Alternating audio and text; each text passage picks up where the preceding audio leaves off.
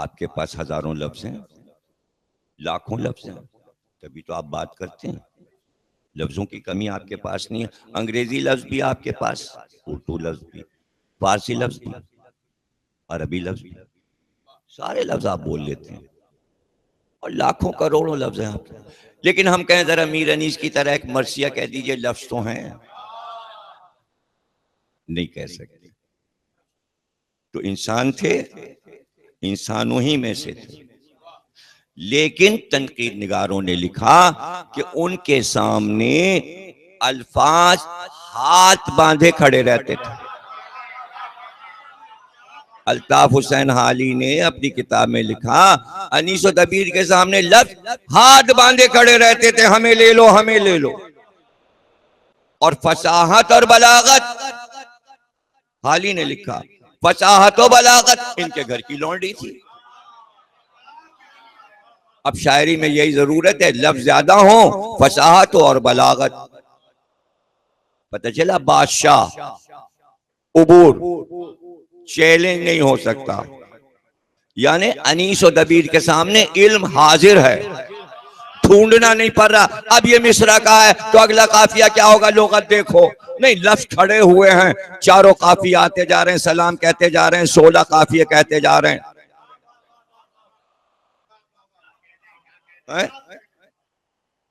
کہتے چلے جا رہے ہیں، انا کھینچتے ہیں، سما کھینچتے ہیں، زمین پر شہیدی نشان کھینچتے ہیں، آسما کھینچتے ہیں، قافیے چلے آ رہے ہیں، کھینچنے کے ساتھ فٹ کرنا ہے۔ اب کیا کیا چیز کھینچی جا سکتی ہے، یہ تو ان کا کمال ہے کہ رسی کھینچی جاتی ہے، گاڑی کھینچی جاتی ہے، اونٹ کھینچا جاتا ہے، نشان کھینچا جاتا ہے۔ اب کہاں کہاں کھینچنے کا لفظ، اس کے حساب سے قافیہ آتا جا رہا ہے، اور وہ ہاتھ باندھے کہہ رہا ہے قافیہ اب مجھے لیجئے، اب مجھے لیجئے، اب مجھے لیجئے، اب مجھے لیجئے۔ کہیں وہم و گمان میں بھی نہیں تھا کہ جہاں ایسے شعر آئیں گے سلام میں، دکھا دوں زمین نجف کی بلندی، دکھا دوں زمین نجف کی بلندی، بہت آپ کو آسماں کھینچتے ہیں۔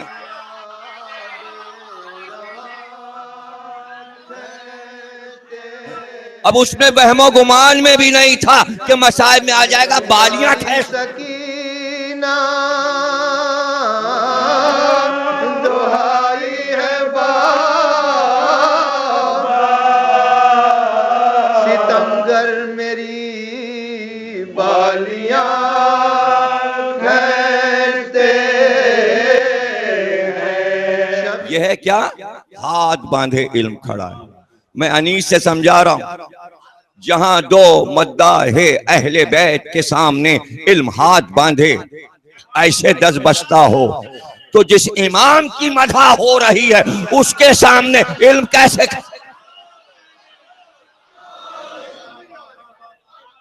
اب امام سے پوچھا گیا آپ کے لیے آئے تطہیر آئی، امام صاحب نے فرمایا ہاں آئی، کہ اس میں اعلان ہوا کہ نجاست کو آپ سے دور رکھا گیا۔ وہ کون سی نجاست ہے جسے آپ سے دور رکھا گیا؟ امام سے پوچھا جا رہا، امام نے فرمایا وہ نجاست ہے شک، شک کو ازل سے دور رکھا گیا، ہم کو شک نہیں ہوتا۔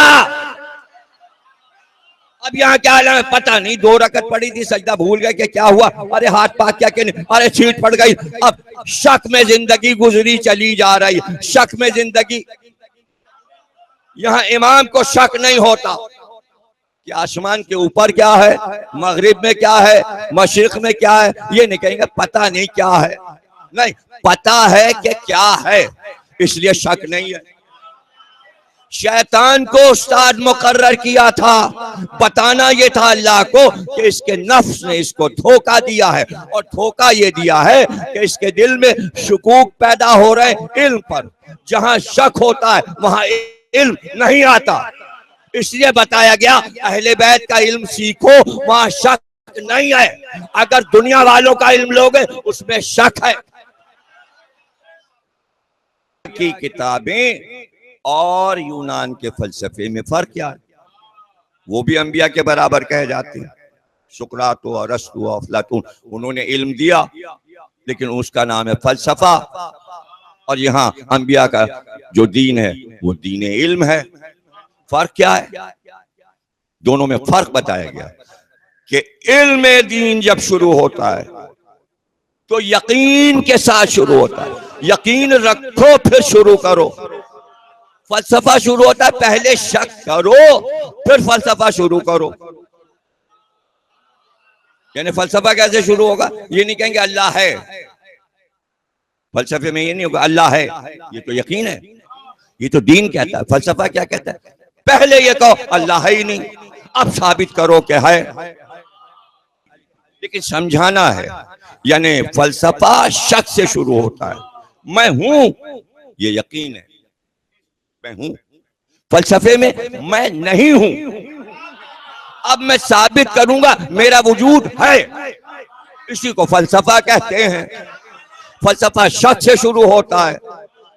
اور سورہ بقرہ الف لام میم یقین، علم غیب پر یقین رکھو. دین میں آگے کہا ریب نہیں ہے، شک نہیں ہے. خبردار دین میں شک نہ لانا. جیسے قرآن میں شک نہیں ہے ویسے اہل بیت میں شک نہیں ہے.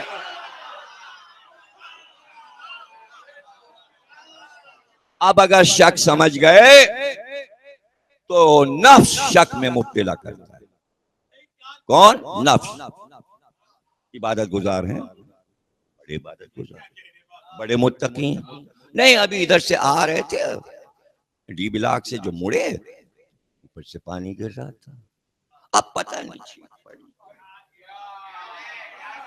اچھا مغرب پڑھنی ہے بھائی ذرا پانی لائیے گا میں پاک کر لوں. شک پر پاکیزی ہو رہی ہے، یقین نہیں ہے. یقین نہیں ہے. اب دو تھے بھائی عالم، سید مرتضیٰ اور سید شریف رضی. سیدوں میں دو ہی چار گزرے ہیں عالم. جتنے عالم گزرے ہیں سب شیخ گزرے ہیں. اب شیخ صدوق بہت بڑے عالم تھے. آیت اللہ یہ دونوں بھی تھے بھائی. شریف رضی نے نہج البلاغہ ترتیب بہت بڑا کام کیا، تشریح لکھی مولا کے خطبوں کی، مشہور ہیں.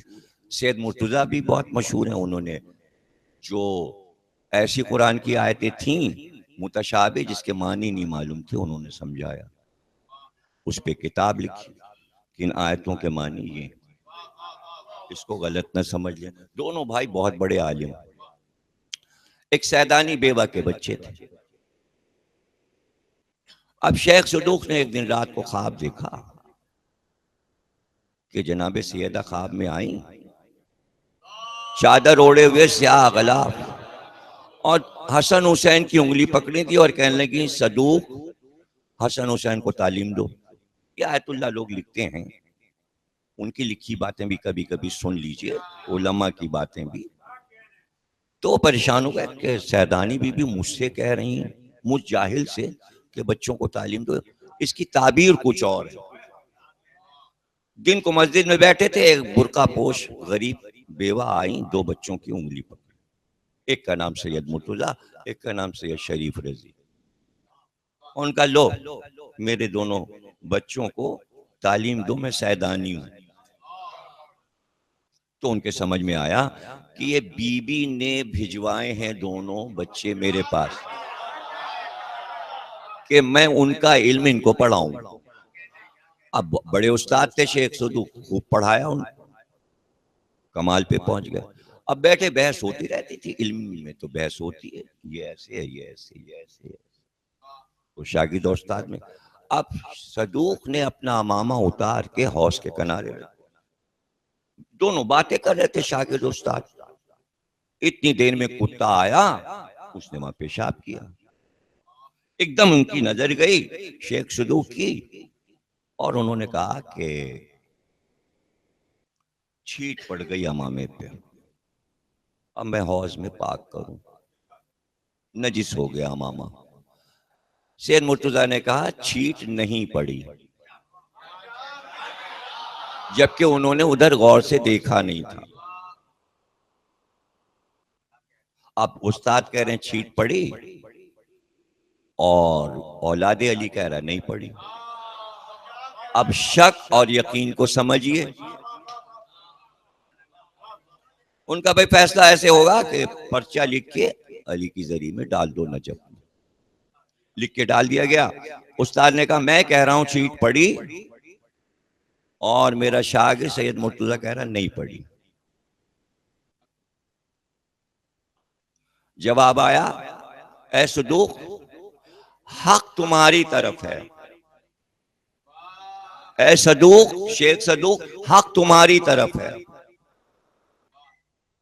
بیٹا میرا سچا ہے۔